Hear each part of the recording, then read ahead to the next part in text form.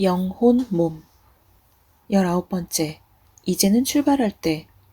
예수 그리스도를 참으로 믿어 삶의 주인으로 삼을 때 즉각적인 변화가 바로 일어나지만 이 즉각적인 변화는 육신, 몸과 혼, 이 아닌 영에서 이루어집니다. 영 안에 있는 이 변화가 물리적 영역에 표출되느냐 아니냐는 내가 무엇을 생각하느냐에 달려 있습니다. 우리의 자연적 자아인 육신은 영이 이끄는 것과 반대 방향으로 나를 끌고 갑니다. 그 결과 내가 생각한 것을 내 삶에서 경험하게 됩니다. 생각이 물리적인 것에 머문다면 그것이 꼭 죄는 아니더라도 내 삶도 육신에 제한받고 지배받게 될 것입니다. 매우 도덕적인 사람일지라도 물리적인 것만 생각한다면 초자연적인 하나님의 생명을 경험하지는 못합니다. 내 안에 있는 하나님의 능력을 경험하는 유일한 길은 영을 따라 행하는 것뿐입니다. 죽은 자도 살릴 수 있다고 믿는 것은 그냥 한평생 잘 사는 것, 그 이상이지 않습니까?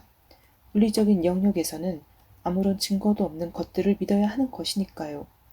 그것은 물리적인 것을 넘어서서 영적인 세계가 있다는 것을 인정하는 것입니다. 나의 참된 능력을 인식하고 믿게 되면 영적인 영역이 물리적인 영역보다 더 실제가 되기 시작합니다. 형통도 이렇게 역사합니다. 물리적인 사실을 보면 믿을 수 있는 아무런 근거가 없을 때도 있을 것입니다. 내 통장도 이 형통을 증명해주지 않고 말입니다. 물리적인 상황 전부가 말씀을 거스를 때도 하나님 말씀의 생각을 고정시키고 영 안에 머무른다면 집, 차 등 그 모든 것이 다 부족한 상황에서도 자신을 형통한 자로 볼 수 있게 될 것입니다. 이렇게 하나님의 말씀을 붙잡을 때 영은 육신을 이기게 되고 육신의 지배를 끊을 수 있게 됩니다. 그때 말씀이 현실로 나타나는 것을 경험하게 됩니다. 평안. 영적인 사고방식을 갖는 것은 가능합니다. 내가 계속적으로 생각하는 것이 나를 다스리기 때문에 잠언 23장 7절 그리스도 안에 있는 정체성과 그 안에서 내가 소유한 것들을 계속 생각한다면 물리적인 나의 삶에도 결국 그것들이 나타나고 표출될 것입니다. 우리 구원의 3분의 1은 이미 완성되었습니다. 거듭난 내 영은 성장과 성숙의 과정이 필요 없습니다. 지금 이 순간에도 내 영의 모습은 영원한 천국에서 갖게 될 모습과 동일합니다. 요한 1서 4장 17절. 그러나 몸과 혼은 아직 변하지 않았습니다. 변할 가능성이 있고 또 변할 수 있지만 자동적으로 변하지는 않습니다. 하지만 구원받을 때 일어난 내 영의 변화는 전적이며 온전하며 자동적입니다. 나의 참된 영적 잠재력이 내 물리적인 삶 가운데 풀어질 것인가 아닌가는 내가 무엇을 생각하느냐에 달려 있습니다. 로마서 12장 2절. 자연적인 것들, 그것이 죄이거나 또는 단순히 육신적인 것이거나 이 내 생각을 지배하면 하나님의 영이 나를 통해 흘러가던 것이 막힙니다. 그러나 하나님 말씀의 진리로 자신을 지배하여 오감의 자연적 제한을 넘어서면 내 안에 있는 초자연적인 생명을 풀어놓게 됩니다. 그렇게 되면 우리의 이해를 뛰어넘는 평안을 경험할 수 있게 됩니다. 모든 사람들이 나를 대적하는 것 같고 물리적인 영역에서는 모든 것이 무너지는 것 같을 때도 하나님의 말씀에 초점을 맞추고 거기에 머무르기만 하면 하나님의 초자연적인 평안을 누리게 됩니다. 그리하면 모든 지각에 뛰어난 하나님의 평강이 그리스도 예수 안에서 너희 마음과 생각을 지키시리라. 빌립보서 4장 7절. 예수님께서 십자가에 못 박히시기 전날 밤에 제자들에게 이렇게 말씀하셨습니다.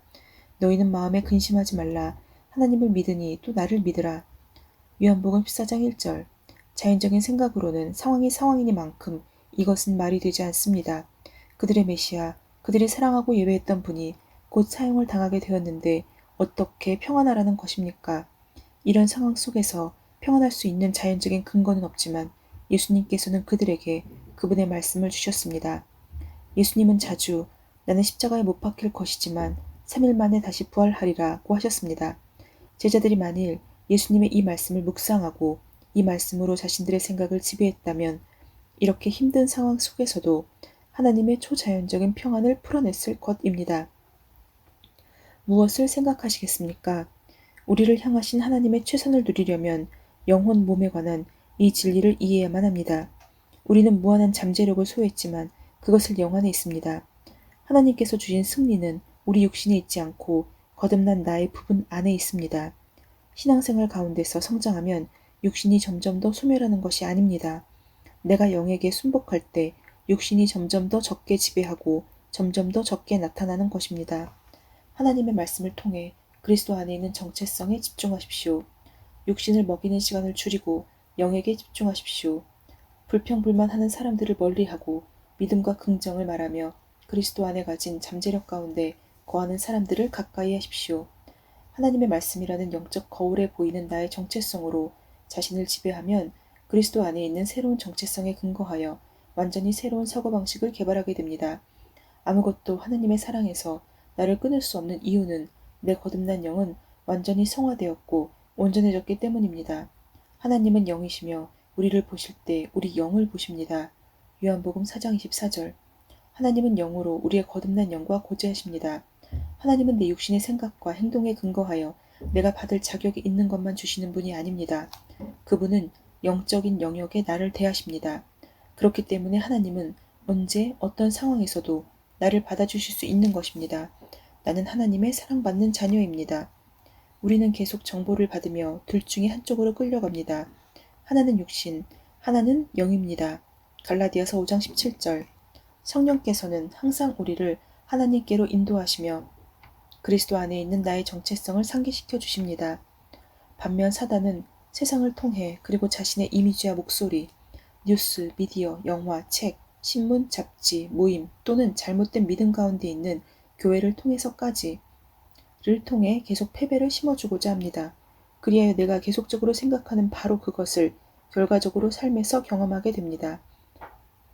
잠언 23장 7절. 내 영과 육신은 계속적으로 내 생각 속에서 싸웁니다. 하나님은 이렇게 말씀하십니다. 그리스도를 통해서 너는 모든 것을 할 수 있다. 세상은 반박합니다. 아니, 너는 못해. 너는 실패자야. 계속해서 매일의 전쟁이 진행됩니다. 그래서 우리의 삶을 송두리째 바꿀 수 있는 진리를 그래, 이제 알았어 하면서 한 번만에 배우지 못하는 것입니다. 하지만 영혼 몸에 대한 이해는 하나님의 말씀을 따라 공격적으로 세상을 새롭게 하도록 동기를 부여해 줄 것입니다. 그리고 이 과정은 우리의 남은 인생 계속되는 과정입니다. 아멘. 오늘은 뒷부분에 예수님을 구주로 영접하는 기도를 하면서 마치도록 하겠습니다. 예수 그리스도를 구세주로 영접하는 선택은 우리가 평생 내리는 결정 중에 가장 중요한 결정입니다. 하나님의 말씀은 이렇게 약속하고 있습니다. 내가 만일 내 입으로 예수를 주로 시인하면 또 하나님께서 그를 죽은 자 가운데서 살리신 것을 내 마음에 믿으면 구원을 받으리라. 사람이 마음으로 믿어 의에 이르고 입으로 시인하여 구원에 이르느니라. 로마서 10장 9절로 10절. 누구든지 주의 이름을 부르는 자는 구원을 받으리라. 로마서 10장 13절. 하나님께서는 그분의 은혜로 우리에게 구원을 주시기 위한 모든 일을 이미 다 마무리해 놓으셨습니다. 이제 우리의 할 일은 단지 믿고 받아들이는 것뿐입니다. 이렇게 소리내어 기도하십시오.